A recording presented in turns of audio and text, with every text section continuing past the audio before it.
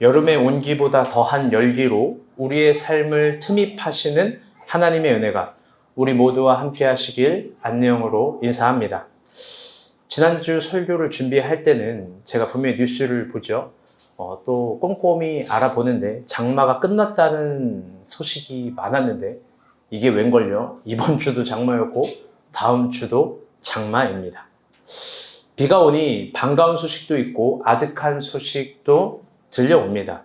파주 원롱면 아까 중보기도할 때 잠깐 이야기했지만 수십 채의 가옥과 상가들이 단 하루 만에 물에 잠겼고 충남 서산 태안 당진에서도 국도 32호와 37호가 물에 잠겨서 오가지도 못하는 3일에 갇혀있는 상황이 일어났습니다. 다음 주엔 또 어떤 소식이 있을지 염려가 됩니다.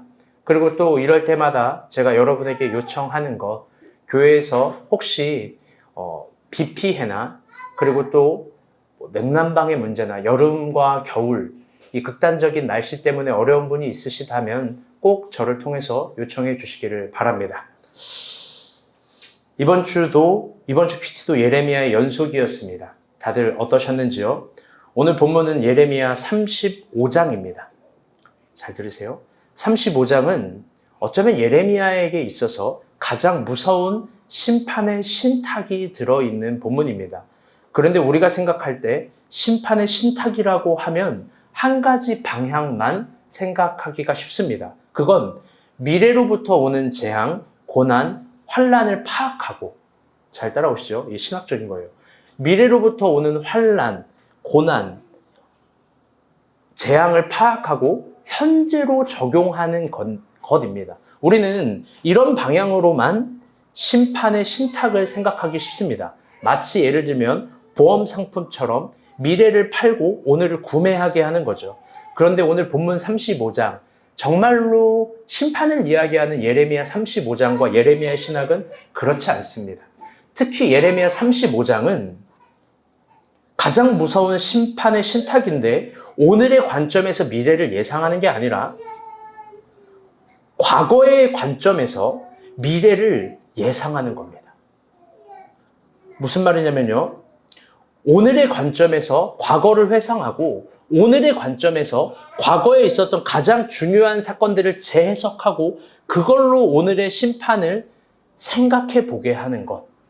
그걸로 오늘이 어떤 심판이 우리에게 임하게 될 거라는 것입니다. 이 굉장히 중요하고 어려운 신학적 장치입니다. 그런데 더 중요한 건 뭐냐면 그런 과거의 사건을 재해석하는 심판의 신탁이 오늘 우리에게 구원을 주는 희망인지 아니면 절망을 주는 심판인지 그 판단하는 건 또 우리의 몫이라는 겁니다. 쉽게 예를 들면, 그리고 이게 예레미야의 마지막 메시지입니다. 쉽게 예를 들면 과거에 있었던 어떤 사건들, 한 10년 전에 있던 어떤 사건들을 다시 하나님이 예레미야를 통해서 재해석시키고 그 해석으로 말미암아 오늘 민정이 너는 어떻게 될까? 오늘 연미 너는 어떻게 될까? 오늘을 심판해버리는 겁니다. 이게 예레미야의 마지막 메시지이자 굉장히 중요한 심판의 기능입니다. 그렇다면 예레미야 35장은 이스라엘 역사에서 어떤 걸 회상하는 걸까? 그건 결론적으로 이야기하면 여호와김 때 레갑 자손의 일입니다. 오늘 본문 1절 한번 봅시다. 시작.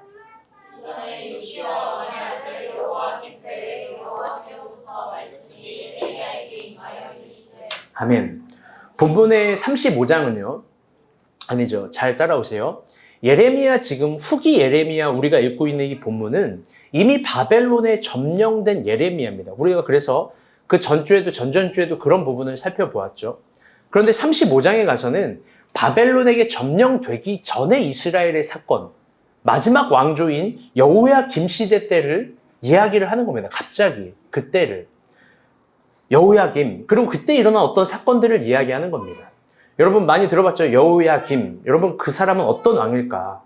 우리 대한민국 김씨 가문인 걸까? 미안해요. 공식적으로 그 왕은요, 공식적인 관점에서 이스라엘의 최악의 왕이고 그 시대는 후기 이스라엘의 망조의 시대입니다. 최악이라는 기준은 그가 먹고 살기 힘들고 바벨론의 위협이 있어서가 아닙니다.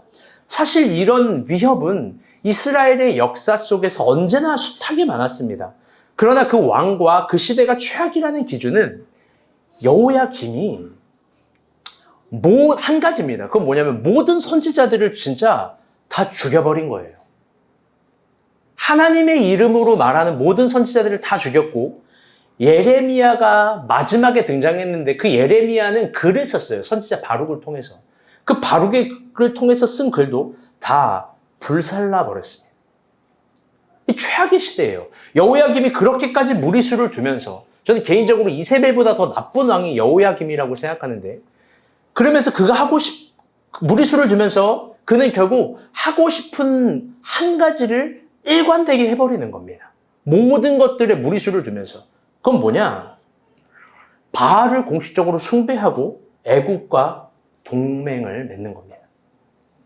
그래서 선지자를 죽이는 거예요. 절대 못하게 하니까. 선지자가 없으니 왕은 마음대로 날뛰고 백성들도 무너집니다. 당시의 시대상을 이렇게 이야기합니다. 예레미야 7장 17절부터 18절입니다.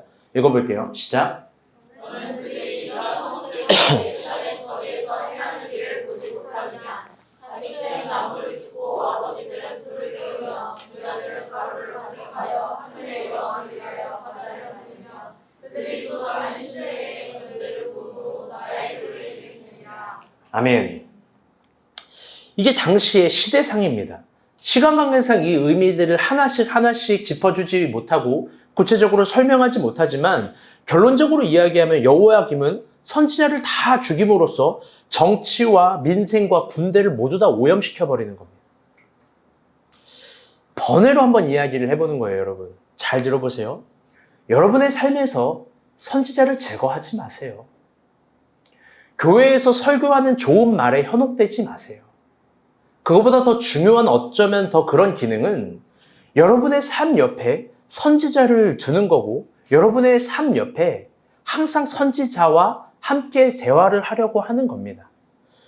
그게 하나님의 관점에서 비록 여러분의 방향을 반대할 수 있고 여러분이 갖는 소신을 무너뜨릴 수 있고 또 비판도 하기도 하고 또 그 선지자가 물론 여러분의 삶을 응원도 하고 여러분의 삶을 용기도 주지만 그 모든 기능이 결국 보게 되면 달게 들어야 복이고 복 있는 사람은 그걸 즐겨 듣는 겁니다. 아멘?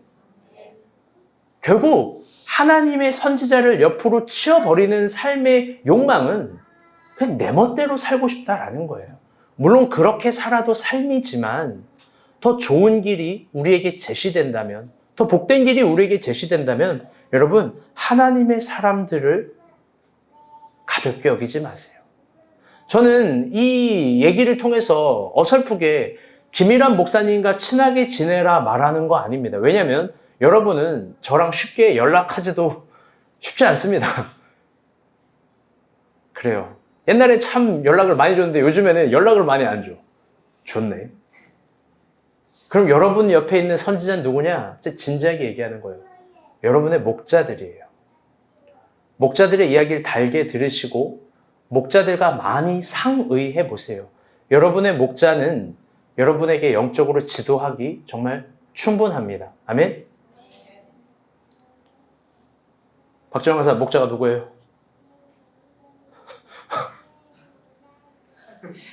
조용히 목자 누구예요? 목자가 피부가 곱게 탔네 오늘. 그렇습니다. 결국 여호야김은 자기에게 비판하고 쓴소리하고 자기를 반대하는 선지자를 제거함으로써 그 결과로 이스라엘은 망해버렸습니다. 단순한 거예요. 한 번도 성경은 그런 삶을 축복하거나 긍정하지 않아요. 그리고 지금은 바벨론 포로로 있습니다. 그런데 그 당시에 아주 그 정점에 예레미야 35장 여호야김 그 이스라엘의 망조의 역사 끝에 아주 기이하고 기억해야 될 이상한 사건 하나가 있었습니다. 하나님은 그걸 이미 다 15년 전에 끝난 사건을 다시 기억하게 하는 거예요. 그게 뭐냐? 바로 레갑의 사건입니다. 우리 본문 2절 한번 봅시다. 시작. 너는 레갑 사람들을 집에 가서 그들에게 말하고 그들을 여호와의 집 한방으로 데려다가 포도주를 마시게 하라. 아멘. 하나님이 예레미야에게 레갑 사람들에게 포도주를 마시게 하라라는 명령을 합니다. 지금 뭐 한 2명 정도 눈빛이 이 여호와의 선지자가 포도주를 주면 이게 아멘 하고 마셔야 되는 거 아닌가? 땡큐 이러고 막 원샷으로 적극적 순종 막 이렇게 해야 되는 거 아닌가? 내가 심히 걱정되는 게 우리의 성찬식이야. 웃으면 안 되는데 그냥 웃을까 봐 여러분이 즐길까 봐 내가 심히 걱정되긴 하는데 얘네 즐길 거예요? 우리 한번 잘 해봅시다. 지금 뭐 아주 뭔 일이 일어난 거야? 오늘 어린이 예배가 은비 가서 어떻게 된 거예요? 애들이 앉아 왜? 알겠습니다. 그런데 한번 여러분 깊게 진짜 생각해 봅시다. 국군이 다하고 망함이 곧 앞에 있는 이스라엘의 하루하루의 역사 앞에서 여호와의 집에서 선지자가 직접 따라주는 술맛. 여러분 그거 어떤 맛일까요? 그 술맛이 과연 달까 쓸까? 일단 먼저 레갑 자손 이야기부터 해봅시다. 그들은 누구인가? 왜 하필 레갑 자손이 표징이 된 걸까? 우리 열왕기하 10장 15절부터 17절 말씀입니다. 한번 읽어봅시다. 시작.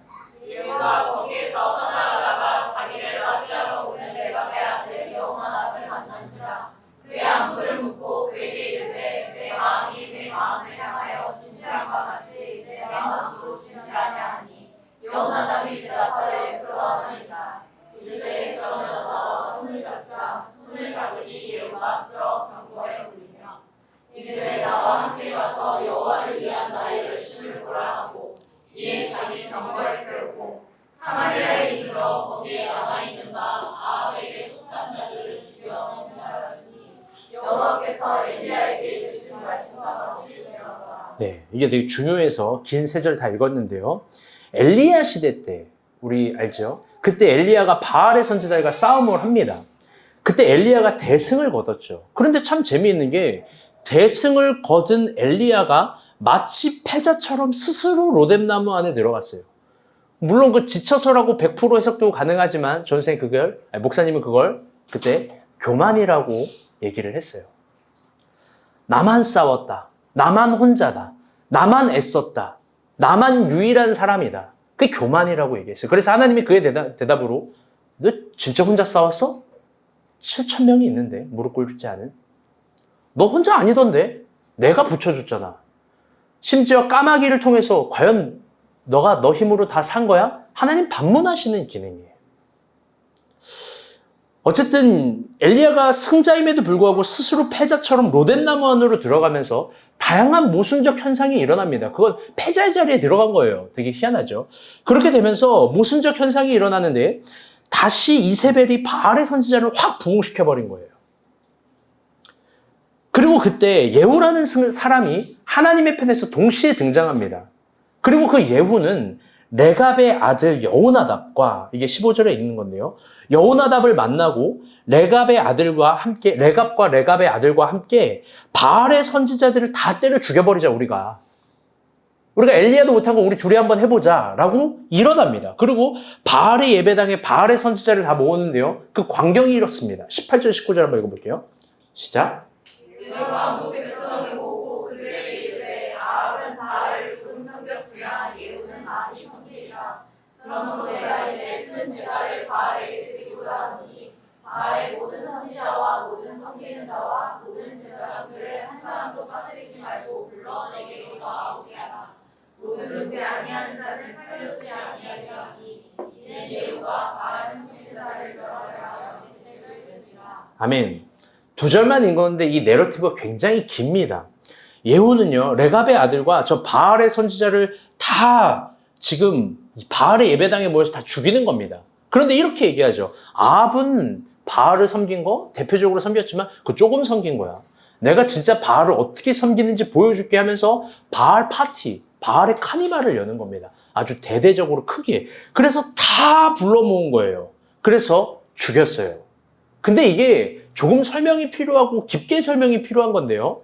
본문의 내러티브가 길어서 짧게 끊었지만 당시 바알의 선지자는 근 1,000명 정도 됐어요. 그러면 예레미야의 거대한 전투는 어쩌면 가장 작은 전투의 승리일 수도 있는 거예요. 그리고 바알의 선지자들은 당시 무기도 있어요. 그런데 본문을 보게 되면 이 예후와 레갑의 사람들은 몇 명이냐? 고작 80명이에요. 여러분 80명이 어떻게 1000명이 되는 사람을 죽일 수 있었을까? 또 무기도 가진 사람. 아무리 80명이 훈련돼도 1000명을 어떻게 죽일까? 그건 바알의 카니발 문화 때문에 가능합니다. 예전에도 한번 설명했지만 바알의 축제는 첫째 날 이 죽을 만큼 다 술을 먹습니다. 술을 먹고 그날 밤 뭐를 하냐? 풍요와 다산을 기원하면서 집단 성관계를 하는 거예요. 그때 성전 창녀와 남창들이 돕는 역할을 해요. 기록을 보면 정말 최악입니다. 정말 최악이에요. 너무 더럽고 역겹습니다. 그런데 그때 예후와 레갑은 그 파티의 정점에 모두가 만취하고 집단 성관계를 하면서 무기를 버리고 옷을 벗었을 때 아마 다 죽였을 거예요. 싸그리 깡그리 진짜로 뿌리를 뽑아서 다 죽여버렸을 거예요. 그 사건으로 인해서 레갑의 자손들은 이스라엘의 신앙을 지키는 거대한 상징성이 되는 겁니다. 이 사건 이후로 레갑의 자손들은 거대한 사명을 부여받습니다. 이스라엘의 신앙을 지킨 상징성과 거대한 사명. 그게 뭐냐? 첫 번째, 너네는 이스라엘의 제사장 집단, 그 레위라는 제사장 집단들 중에서도 가장 거룩한 공동체가 될 것. 이게 레갑의 첫 번째 사명입니다. 두 번째, 어떤 소유도 갖추고 있지 말 것. 세 번째, 절대 술 마시지 말 것. 왜 술까지 이렇게 정확하게 했냐? 그건 모든 바알의 공동체와 완벽하게 다른 성격이 여호와의 공동체, 레갑의 공동체라는 걸 얘기해 주는 겁니다. 그런데 중요한 건 그 레갑의 공동체, 그들이 이 사건 이후로 지금 이 예후 사건 이후로 지금 이 여호야김 때까지 몇 년이 지나냐면 무려 200년입니다. 세대로 지나면 3, 4세대예요. 이 3, 4세대를 계승하면서 그들은 이스라엘의 신앙을 지키는 상징화가 된 거예요. 그게 레갑 자손이에요. 엄청난 상징성. 그런데 그런 레갑 자손들에게 충격적이게 하나님이 술을 먹으라고 하는 거예요. 여러분 순창고추장 알아요? 여러분 순창고추장이 왜 상품화가 된지 알아요? 제가 옛날에 설교를 준비하다 찾아보니까 그 진짜 순창고추장을 만드는 어떤 그 가문이 있었대요. 그 가문이 절대 고추장 비법을 안 알려주는 거예요. 며느리에게도 안 알려주는 거예요. 근데 그 순창고추장에 다른 기업의 상품에 첨가물을 넣고 뭐를 넣고 이 고추장을 못하면 나는 죽음을 달라 막 그렇게 한 거예요. 근데 그 모든 것들을 하지 않고 기업화를 하겠습니다. 기업화를 하겠습니다 해서 우리가 먹는 순창고추장이 된 거예요, 여러분.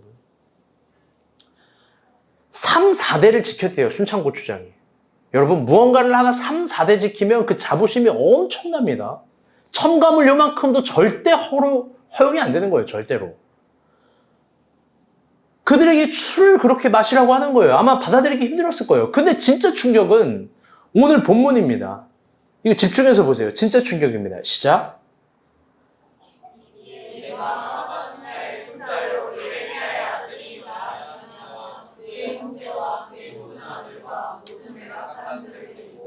여호와의 집에 이르러 이스라엘의 아들 하나님의 사랑 하나님의 아들들의 방에 들였는데 그 방은 무한의 방 끝이요 문을 지키는 살룸의 아들 마아세야의 방이더라. 내가 레갑 사람들의 후손들 앞에 포도주가 가득한 종지와 술잔을 놓고 마시라 권하네. 잘 들어보세요, 이제부터. 본문 4절을 보게 되면요, 그 방의 위치가 나옵니다. 제가 읽어드릴게요. 여호야의 집에 이르러 익다라의 아들 하나님의 사랑인 하난의 방에 들어가서, 그 방은 고관들의 방이요 문을 지키는 살룸의 아들 마아세야의 방 위더라. 술을 먹으라고 하는 방의 위치가 상세하게 언급이 됩니다. 바로 여호와의 집 하난의 방입니다. 정확한 개념에서 그 방은 예루살렘 성전입니다. 우리가 생각할 때 그 방에서 술을 마신다, 이해가 될까요, 안 될까요? 이건 우리가 본 교회 버전으로 이야기하면 우리가 본 교회 저 담임 목사님실, 저 목회실에서 형주야 소주 10병만 사와라. 그러면서 우리 교회에서 제일 순수한 연미에게 마셔. 그걸 형주가 이야기하는 거예요. 너 안 마셔? 술상을 아주 거대하게 차리는 겁니다. 저 거룩한 곳에서. 그러면서 얘기하는 거예요. 제가 강에라 사모에게 당신 마셔. 아, 소주로는 성이 안 차나? 고량주 갖고 와. 마셔. 이러는 거예요. 당시 예루살렘 성전은 왜 예루살렘 성전에서 술을 마시냐? 물론 예배도 드리지만 이스라엘의 중요한 정치를 결정하는 그런 곳이었어요, 사실. 특히 하나님의 방은 이스라엘의 중요한 결정들을 결정하는 그런 밀실이고 그런 회의실이에요. 여기는 이스라엘의 고위 정치인들이 있는 정치적 로타리 클럽입니다.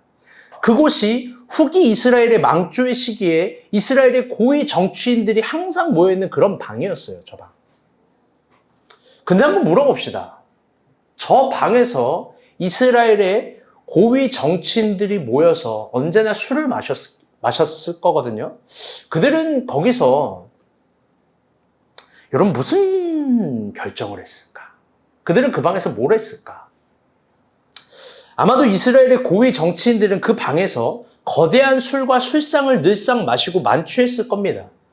그리고 그들은 바알의 제사장들처럼 하나님의 뜻과는 전혀 상관없는 결정을 예루살렘의 가장 중요한 공간에서 했을 거예요. 하나님의 뜻과는 전혀 상관없는 결정을 가장 중요한 예루살렘의 밀실에서, 예루살렘의 회의실에서 했을 거예요. 그게 하나님을 화나게 한 거고 그게 하나님을 슬프게 한 거예요. 그런데 예레미야는 그 동일한 방에서 이번에 거룩한 무리들, 레갑의 자손들을 데리고 옵니다. 그리고 똑같이 그들에게 술을 권하는 거예요. 그들의 리더들에게 술을 권하는 거예요. 근데 그 리더가 누구냐? 레갑의 리더가 3절 봅시다. 다 같이. 시작.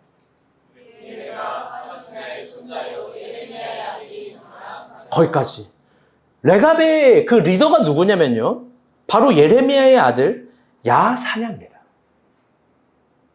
즉 예레미야의 아들도 이스라엘에서 가장 거룩한 공동체 제사자 그룹인 레갑이었던 거예요. 그런데 아버지가 그에게 강제로 술을 권합니다. 5절 다시 보세요. 5절 다 같이 읽어볼게요. 시작. 내가 레갑 사람들의 후손들 앞에 포도주가 가득한 진주와 술잔을 놓고 마시라 권하네.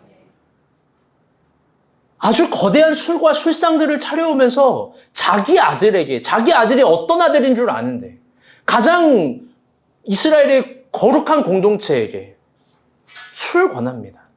술을 먹으라고 하는 겁니다. 그것도 아버지가 여호와의 집에서 모든 사람이 보는 앞에서.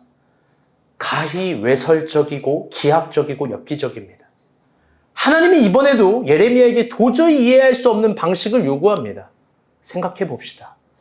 예레미야의 아들은 어떤 감정이었을까? 또 그걸 실행하는 예레미야는 어떤 감정이었을까? 사실 저는 설교를 준비하다가 이 부분에서 더 이상 설교를 준비하기 힘들었어요.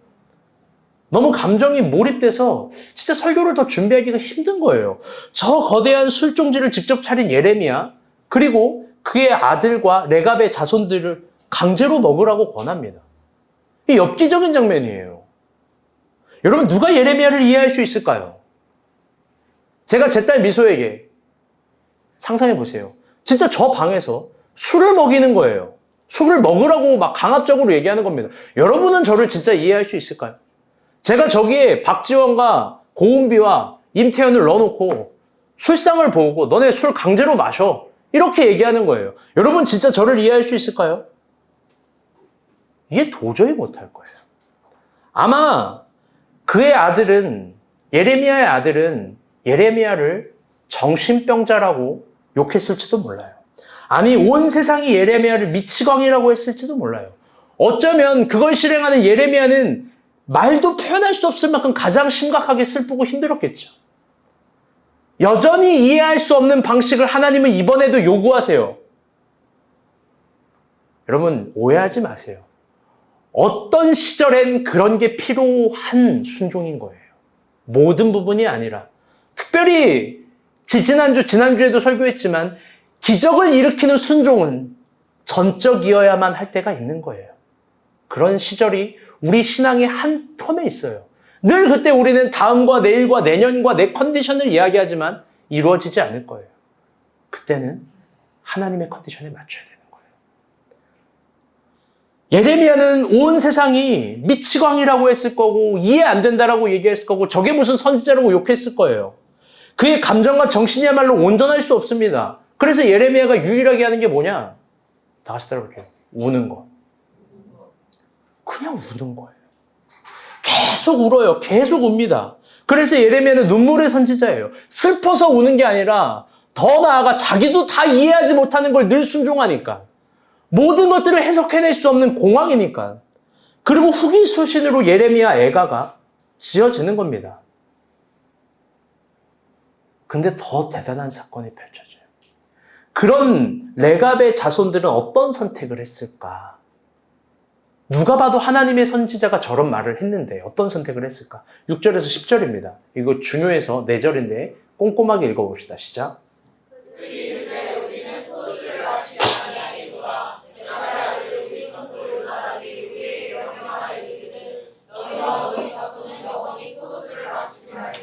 너희와 집도 짓지 말며 파종도 하지 말며 포도원을 소유하지도 말고 너희는 평생 동안 장막에 살아라. 그리하면 너희가 머물러 사는 땅에서 너희 생명이 길리라 하였으므로 우리가 레갑의 아들 우리 선조 요나답이 우리에게 명령한 모든 말을 순종하여 우리와 우리 아내와 자녀가 평생 동안 포도주를 마시지 아니하며 살 집도 짓지 아니하며 포도원이나 밭이나 종자도 가지지 아니하고 장막에 살면서 우리 선조 요나답이 우리에게 명령한 대로 다 지켜 행하였노라. 아멘.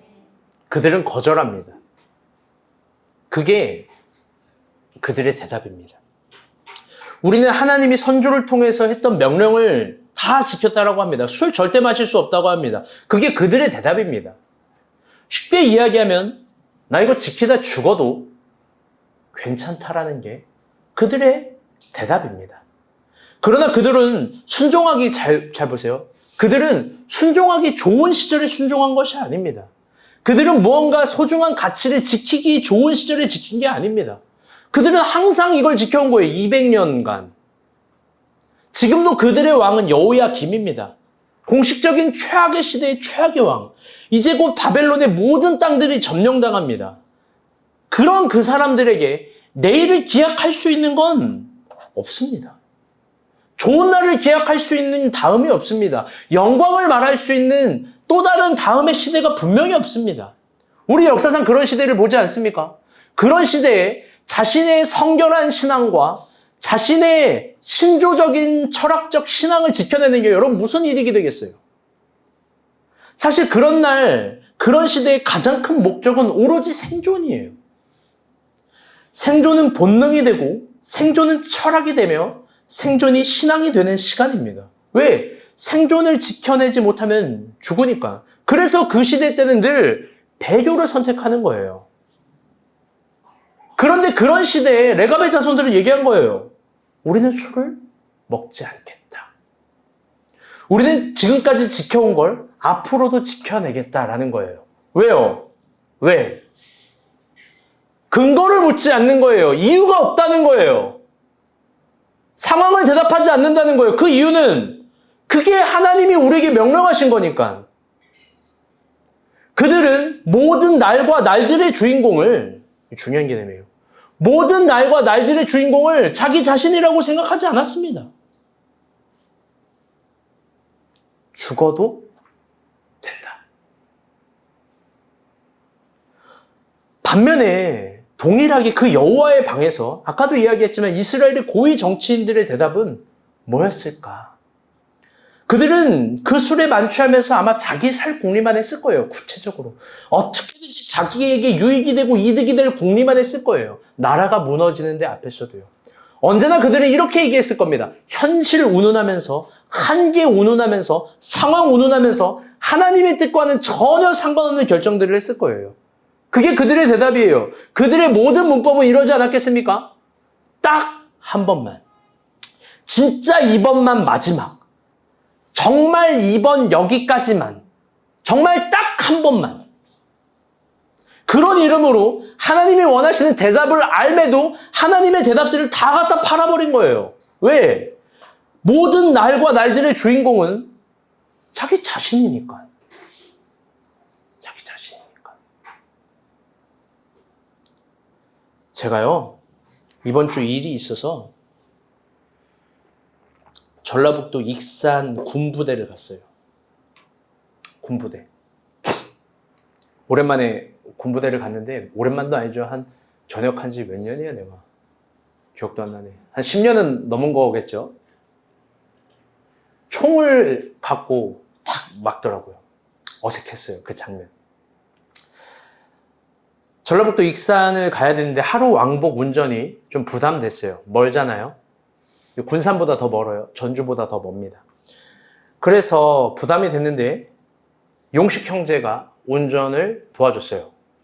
지원간사도 당연히 같이 갔고요. 그래서 저는 보조석에서 편하게 있었습니다. 참 고마웠어요. 한 주 동안 장마였는데 그날은 비도 오지 않았습니다. 하늘이 굉장히, 서울은 뭐 비가 왔는지 안 왔는지 모르겠지만 그쪽은 비도 오지 않았고 비로 모든 먼지가 씻어 내려가지고 하늘이 굉장히 청량하고 맑은 광경이었습니다. 제가 그때 폰하게 용식이 옆에서 애인처럼 찍은 사진 하나 보여드릴게요. 이게 사진으로 다 안 담기는데요. 이 구름이 이 아래까지 내려와 있는 거예요. 먹구름인데 먹구름도 예뻐요. 이 맑은 구름이 이렇게 쫙 너무 깨끗한 거야. 또 넘겨주세요. 이게 잘못 보낸 것 같아요. 아무튼 하늘이 너무, 이게 다 담기지도 못해. 지원가사 구름이 예뻤어요? 안 예뻤어요? 구름이 예뻤어요? 용식이가 예뻤어요? 미안. 진짜 너무 예쁜 거예요. 대단하다. 광경이. 너무 예쁘다. 그래서 참 좋았는데, 역설적이게 그날 제 자동차 면허를 따고 운전 역사상 가장 비참한 광경을 보는 날이었어요. 가장 비참한 광경. 고속도로를 가는데 큰 대형 트럭과 짐을 실은, 그리고 유조 차량이 충돌을 했어요. 보통 운전을 하다 보면 충돌 사고를 보는데 가장 비참한 광경이었어요. 뒷차는 찌그러졌는데 진짜로 이만한 차가 앞이 다 찌그러져서 형체를 볼 수가 없을 정도예요. 근데 왜 비참하냐? 자동차 앞에 본네트가 있지 않습니까? 그 본네트에 운전자가, 미안해, 표현을 해볼게요. 걸려 있어요, 이렇게. 죽었는지 기절했는지 알 수가 없어요. 그런데 그런 광경을 처음 봤어요, 저는. 사람이 본네트 앞에 걸려 있는 광경. 그걸 지원간사도 직접 두 눈으로 훤히 본 겁니다. 잘 봅시다. 만약 사망한 거라면 가족도 본인도 그러한 죽음 예상하지 못했을 거예요. 그렇기 때문에 순식간에 저 아름다운 광경이 가장 서글프고 가장 괴로운 광경으로 바뀌었습니다. 저는 정말 많은 생각이 들었습니다. 설교의 결론에서도 말하겠지만 다음 주는 공교롭게도 저희 담임 목사 취임 예식을 합니다. 아마 우리가 본 교회의 역사에서 또 하나의 소중하고 의미 있는 시간으로 기록이 되겠죠. 그런데 이번 주는 그날의 슬픈 광경을 보면서 그 사이사이에 존재하는 하나님이 그 사이사이에서 진짜 말씀을 하시는 거예요. 그 음성은 이런 거였습니다. 취임식을 앞두고. 또렷했어요. 일어나, 너의 모든 날은 너의 게 아니야. 너의 모든 날은 너의 것이 아니야. 담임 목사 취임식을 앞두고 축복은커녕 이번에도 아주 긴장되게 중요한 걸 직면하게 한 거예요. 정말 한 주 동안 많은 생각에 잠겼습니다. 제가 18년 동안 전도사를 하면서 목사 안수를 받았을 때, 이번 연도 4월이죠. 그때 하나님이 분명히 말씀해 주셨어요. 이렇게 그때는 말씀하셨어요. 일어나, 너는 아무것도 아니야. 그걸 확고하게 깨닫게 하셨어요. 제가 라면을 먹다가 얼마나 많이 울고, 근데 그 라면 끝까지 먹었다고 얘기했죠. 그게 인간의 현실이고 실존이라고. 너는 아무것도 아니야. 너는 아무것도 아니야. 제가 그때 그걸 정말 선명하게 깨달았어요. 그래서 제가 가진 소중한 것들을, 그나마 좋은 것들을 여러분과 나누고, 그리고 제가 가진 것들을 교회에 헌금했어요. 거의 전부였어요, 정말. 근데 특별히 고민이 되지 않았습니다. 그런데 담임 목사 취임식을 앞두고는 새로운 질문을 직면하게 합니다. 일하나? 너의 모든 날들은 너에게 아니야. 하나님은 담임 목사로 취임하는 그 소중한 날도 그리고 그 이후의 날도 제가 없는 날이어야 함을 분명히 이번에도 깨닫게 하셨습니다. 이 깨달음이, 잘 들으세요, 이 교회의 담임 목사로서 날과 날들에 대한 정의요, 철학이요, 신앙이 되어야 함을 분명히 깨닫게 하신 거예요. 그날의 광경을 보고. 또 그게 원치 않는 무조건적인 걸 순종하는 예레미야의 날과 날들이었는지도 모릅니다. 번역하면 우리가 주인공이 아닌 날입니다.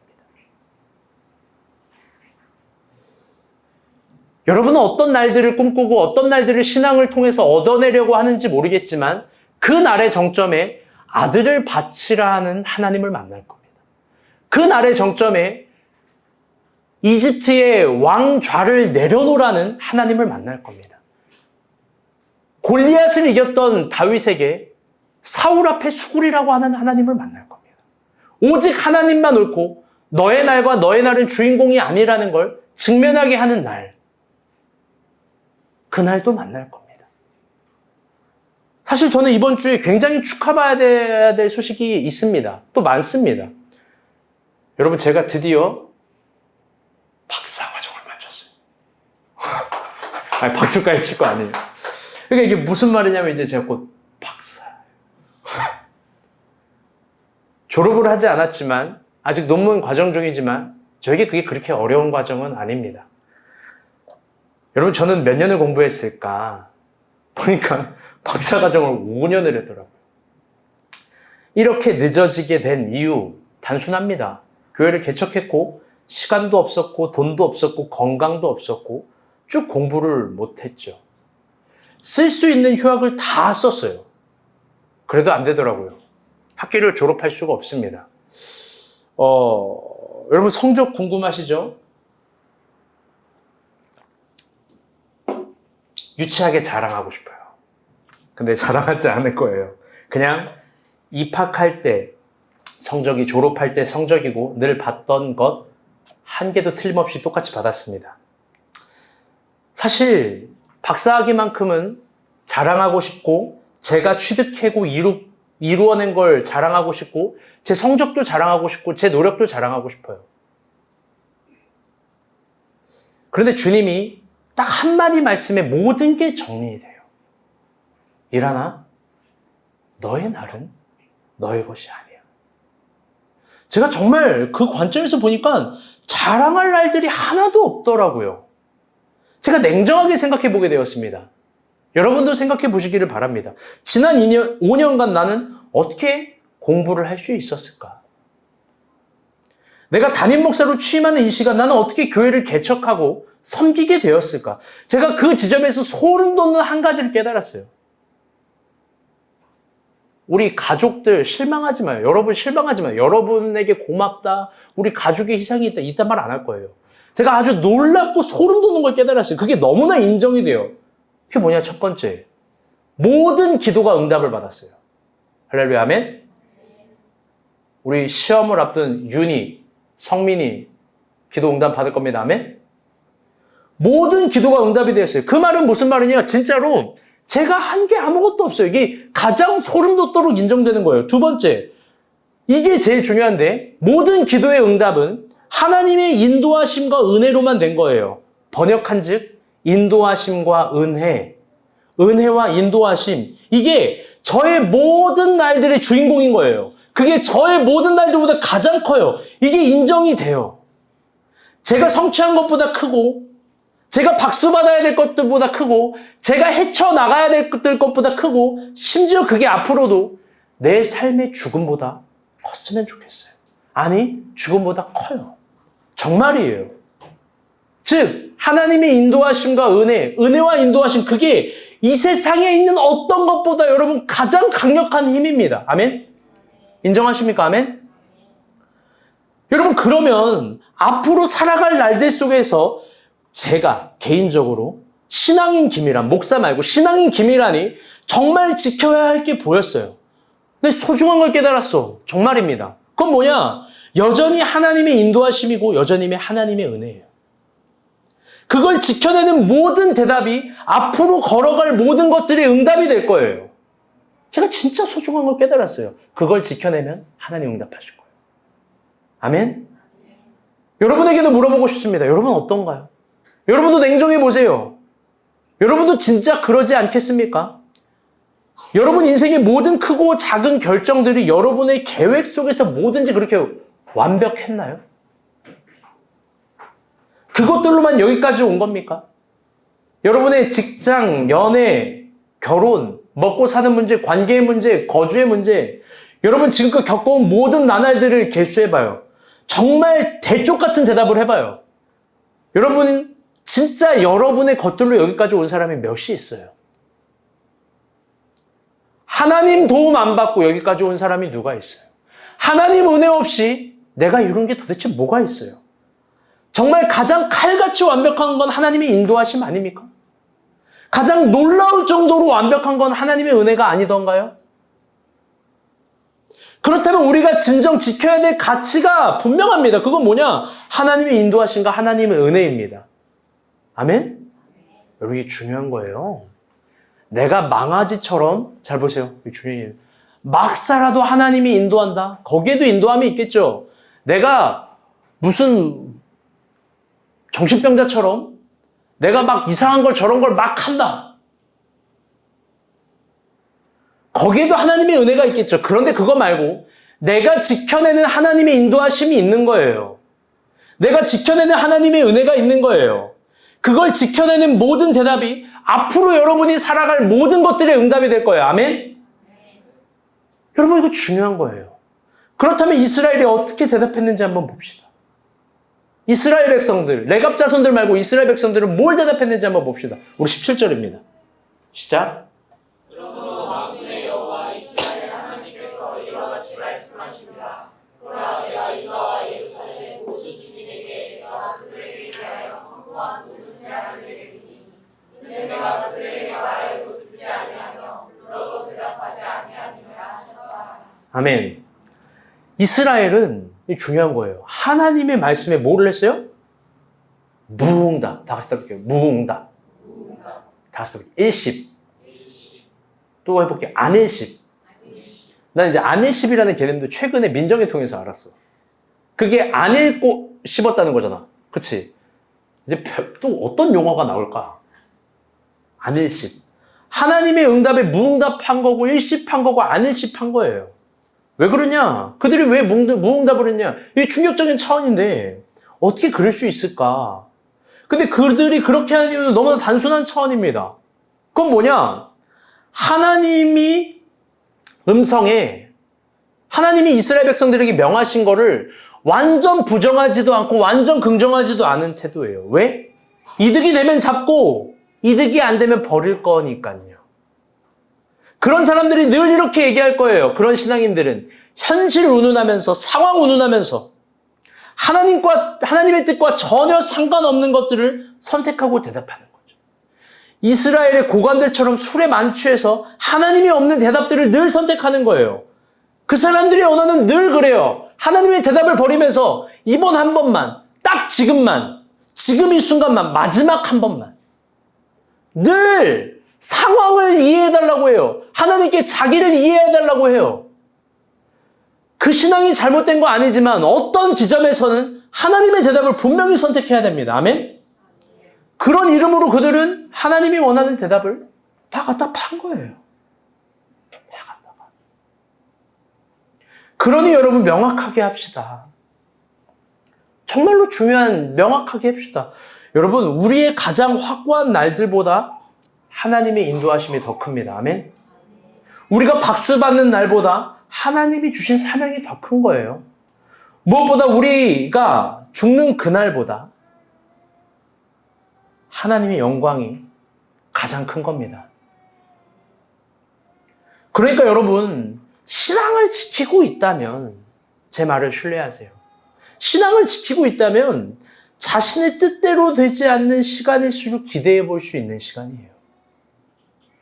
제 진정한 비결을 깨달은 거예요. 신앙이 있다면 자신의 뜻대로 되지 않는 시간일수록 기대해 볼 수 있는 시간이에요. 왜? 하나님이 응답하니까. 우리의 대답대로. 그때도 우리가 진정 지켜야 될 대답은 하나님이 원하시는 대답입니다. 그걸 소중히 여기고 지켜내는 모든 대답이 우리가 걸어갈 모든 길의 응답이 될 거예요. 그럼 이제 마지막으로 하나님의 대답도 들어봅시다. 본문 18절, 19절입니다. 시작. 예레미야가 레갑 사람의 강에게 이르되 만군의 여호와 이스라엘 하나님께서 이와 같이 말씀하시기를 내가 너희 선조 요나답의 명령을 순종하여 그의 모든 규례를 지키며 그가 너희에게 명령한 것을 행하였도다. 그러므로 만군의 여호와 이스라엘 하나님께서 이와 같이 말씀하시니라 레갑의 아들 요나답에게서 내 앞에 설 사람이 영원히 끊어지지 아니하리라 하시니라. 아멘. 하나님은요, 본문에서 레갑의 대답대로 행하시는 하나님이에요. 레갑이 하나님을 지키니까 하나님도 그들 지킨다는 거예요. 그들이 평생 하나님을 지켰으니까 나도 얘네들 평생 내 앞에서 살게 할 거야 라는 거예요. 포로기 기간에도 그 이후의 기간에도 하나님이 영원히 진짜로 그들을 지켰어요. 아주 신비한 방법으로. 심각하게서 설명을 할 수 없어서 조금 아쉬워요. 그런데 여러분, 제가 보니 하나님이 정말 그런 분이에요. 우리가 말한 대로 응답하시는 분. 수동태로 표현하면 잘 들으세요. 하나님께 들린 대로 응답하시는 분이에요.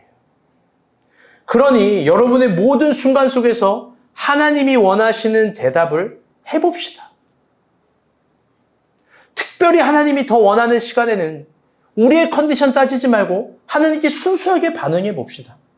참된 신앙의 출발은 거기서부터 시작입니다. 제가 그 힌트를 여러분 지난주에 드렸습니다. 첫 번째, 여러분의 시간을 매매해 보라고. 2025년도 선교를 결단해 보라고 이야기했습니다. 지혜로운 자는 오늘부터 한 달에 한 번씩 10만 원 모으리라 믿습니다. 아멘? 그래요. 목돈 만들기 힘들면 평소에 한번 모아보는 거예요. 두 번째, 물질을 매매해 보라고 얘기를 했습니다. 잃어버린 거, 회복해야 될 거, 미래를 초대하고 싶은 것들, 그런 것들을 매매해 보라고 한번 이야기해 봤습니다. 처음 그런 설교를 강력하게 했어요. 지금이 가장 쌀 때라고 아나돗 밭을, 그 땅을 매매해 보자고.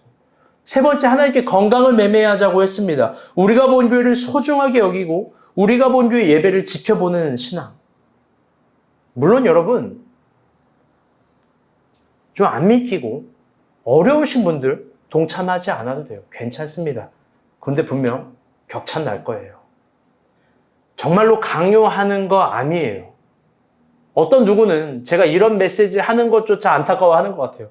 더 세게 막 말하시고 막 해야 되는데 전혀 아니에요. 그리고 많은 분들이 문의하시대요. 이거 매매 증서 그럼 어떻게 해야 되는 거냐고, 지난주에 놔준 거. 제가 얘기해 줄 때까지 잘 갖고 있으세요. 근데 그렇게 할 때 잘 들어보세요. 일을 행하시는 하나님, 그것을 만들어서 성취하시는 하나님, 그렇게 스스로 존재하신 하나님이 크고 비밀한 것들을 응답할 거예요. 아멘? 한 두 친구는 예배 끝나고 저한테 이런 얘기를 하는 거예요. 목사님, 빚을 져도 됩니까? 빚을 져도 되냐요? 안 돼, 주영아. 태어나서 처음 들어보는 개념이에요. 빚을 져도 되냐요? 여러분, 일단 박수 한 번. 너가 질 빚은 유니 거. 유니 통장에 뭐가 얼마나 있는지 모르겠는데. 안 돼요.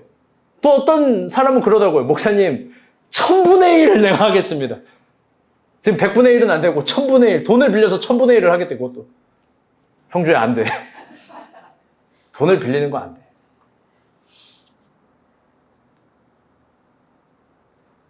하나님 응답하시는 분이에요.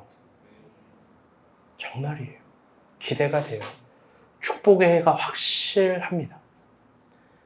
마지막 말씀 보도록 하죠. 끝까지 하나님을 안 믿는 이스라엘의 조상들의 말씀입니다.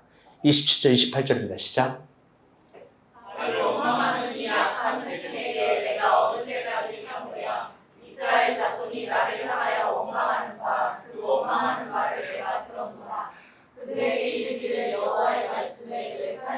듣고 맹세하노라. 너희 말이 내 귀에 들린 대로 내가 너희에게 행하리니. 아멘.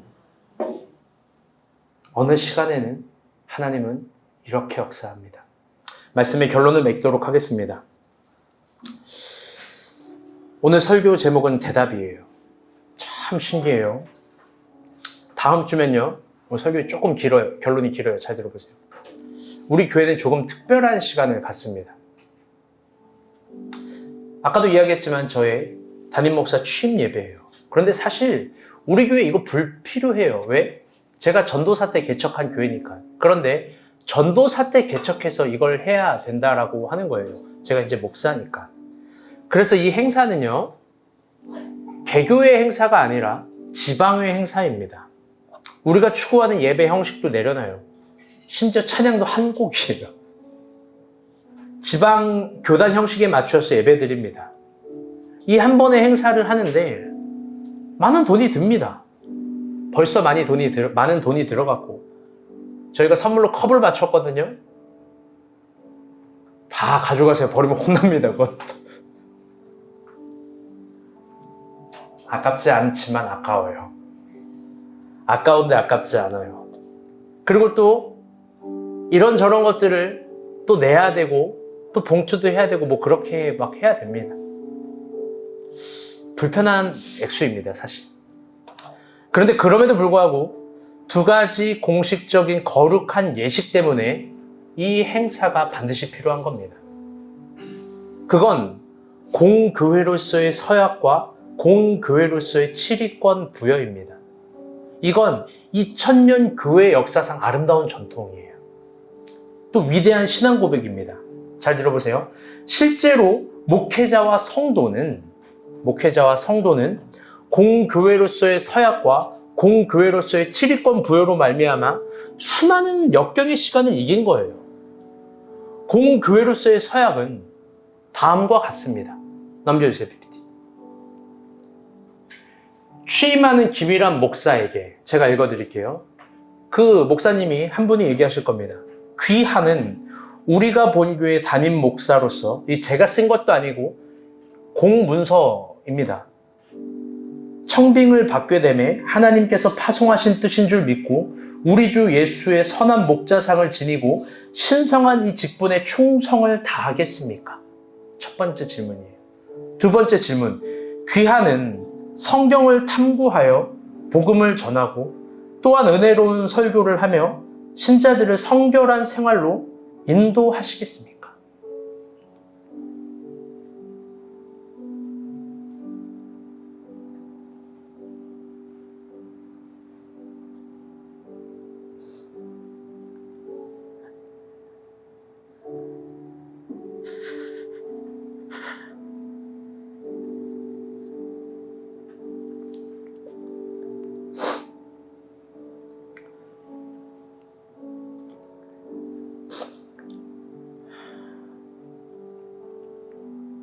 이 공식적인 질문에 아마 일반 목회자들은 네라고 대답할 거예요. 네라고. 그리고 그 대답을 그분들이 평생 기억하는지 모르겠습니다. 그런데 저도 아마 동일하게 네라고 대답할 거예요. 그런데 저는 정말로 10번씩 읽었어요. 10번씩. 내가 이 두 가지 서약을 할 수 있다. 저는 모든 걸 걸어서 지키는 내가 될 거예요. 진정 그 대답을 소중하게 할 거예요. 그 대답을 소중하게 지켜내는 대답이 앞으로 제 삶의 모든 거에 응답이 될 거라고 확신해요. 나의 이 내는 모든 걸 걸어버리는 내예요. 내 모든 날들과 내 모든 날과 날들은 내가 주인공이 아닌 날들이에요. 여기에 내 가족도 버릴 거고 내 건강도 버릴 거고 내 시간도 버릴 거예요. 하나님 그렇게 우리 교회 응답하시리라 믿습니다. 아멘. 그런데 여기서 끝이 아니에요. 공교회로서 성도의 서약도 있습니다. 넘겨주세요. 교인 대표에게 이렇게 묻습니다. 그 교회는 김일환 목사를 담임 목사로 청빙해서 그를 하나님께서 보낸 사자로 알고 존경하며 사랑하시겠습니까? 이게 첫 번째 질문이에요. 두 번째 질문은 이겁니다. 목사는 교회를 위하여 전적으로 헌신하는 자이므로 저의 가르침을 따르고 또한 그의 생활비를 전담하여 아무 염려 없이 목회에만 전념할 수 있도록 돕겠습니까? 여러분 뭐라고 대답할 거예요, 여러분? 여러분도 이때는 대답을 해야 돼요. 여러분도 여러분의 모든 걸 지키는 내가 되기를 축복합니다. 아멘. 여러분이 내라고 대답하고 그 내를 지킬 때 하나님께서 진정 복을 주실 겁니다. 그 대답을 소중히 여기고 지켜내는 모든 대답이 앞으로 여러분이 걸어갈 모든 길의 응답이 될 겁니다. 아멘. 여러분 진짜 교회를 세워가는 거예요. 진짜로. 그냥 유치하게 청년부 다니는 정도가 아닌 거예요.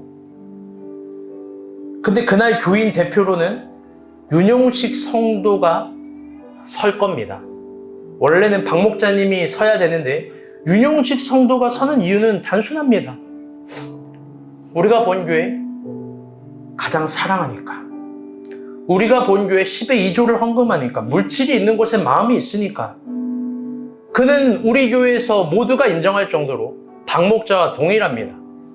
박 목자와 동일하게 모두가 인정할 정도로 박 목자님처럼 교회를 지켜낸 교회 대표입니다. 아멘.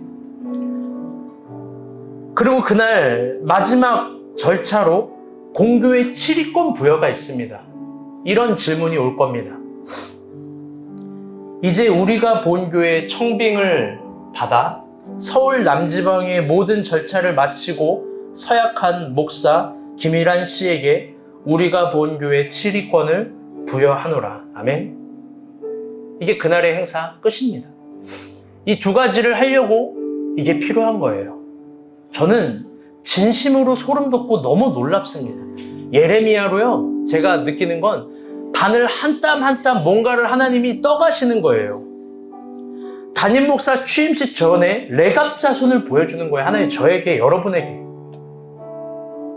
이 소중한 시간에 레갑자손을 보여주는 거예요. 일단 저에게 이 교회를 마음을 다하고 목숨을 다하고 힘을 다해서 지켜내라고 합니다. 제가 안 무너지면 교회는 지켜져요. 레갑 자손처럼 대답하고 레갑 자손처럼 지켜내라고 하는 거예요. 저는 이 귀중한 교회의 7위권을 정말 목숨을 다해서 지킬 거예요. 저는 저의 대답을 지킬 거예요.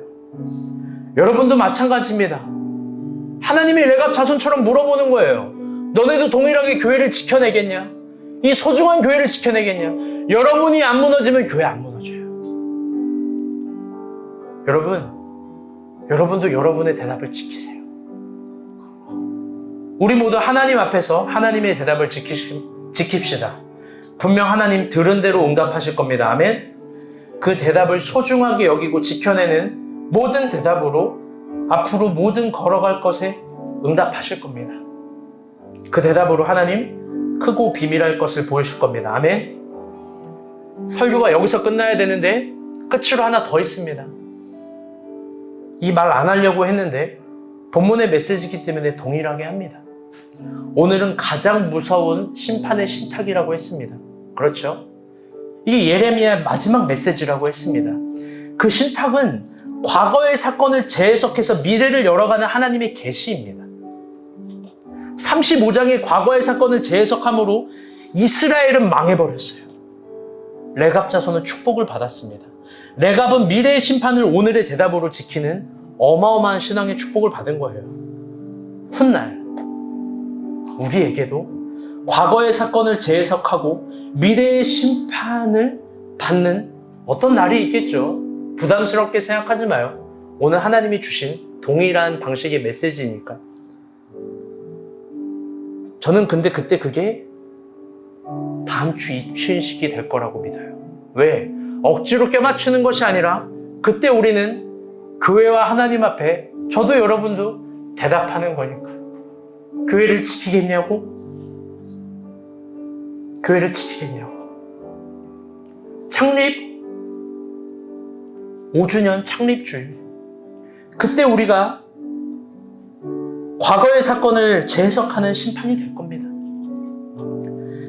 그 날과 그 날들의 대답으로 우리 신앙을 지키고 미래를 향한 축복을 성취해 나갑시다. 아멘.